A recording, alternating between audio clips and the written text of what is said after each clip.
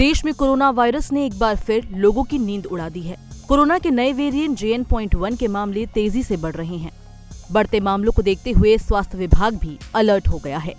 इस बीच कर्नाटक में नए वेरिएंट के 34 नए मामले दर्ज किए गए हैं, जिसके बाद सरकार पूरी तरह से अलर्ट मोड में आ गई है।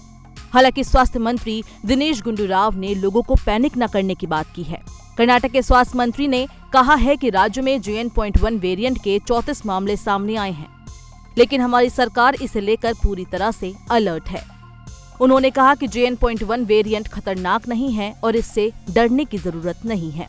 स्वास्थ्य मंत्री ने बताया कि कोरोना के 430 एक्टिव केस हैं, जिनमें से 400 मरीज होम आइसोलेशन में हैं और बाकी अस्पताल में भर्ती है। इसके साथ ही उन्होंने ये भी कहा है कि करीब 7 से 8 मरीज ICU में हैं।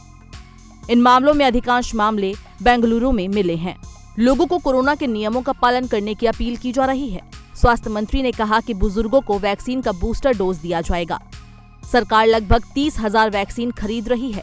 उन्होंने कहा कि सरकार स्वास्थ्य कर्मियों को एंटी फ्लू वैक्सीन देगी। आपको बता दें कि बेंगलुरु में स्वास्थ्य मंत्री दिनेश गुंडूराव की अध्यक्षता में कोविड-19 के बढ़ते मामलों को देखते हुए कैबिनेट उप समिति की बैठक हुई थी। इस बैठक में कोविड-19 के नियमों का सख्ती से पालन करने का निर्देश दिया गया है।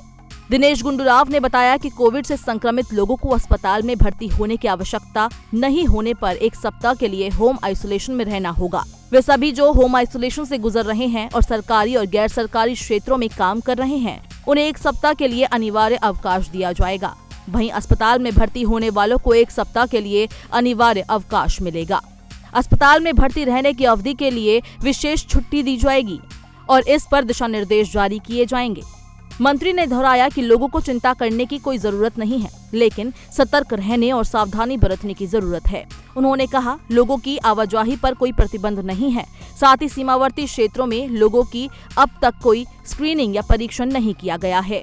इस बीच CSIR के पूर्व महानिदेशक और प्रतिष्ठित प्रोफेसर डॉक्टर शेखर C मांढे ने चेताया। उन्होंने कहा कि निगरानी न केवल कोविड-19 मामलों के लिए बल्कि अन्य बीमारियों के लिए भी की जानी चाहिए।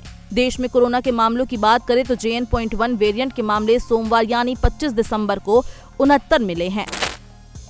इसमें सबसे ज्यादा केस कर्नाटक से सामने आए, जहां 34 केस मिले हैं। महाराष्ट्र से 9, गोवा से 14, केरल से 6, तमिलनाडु से 4 और तेलंगाना से 2 मामले दर्ज किए गए हैं। वहीं अभी 4093 कोरोना के एक्टिव केस देश में हैं।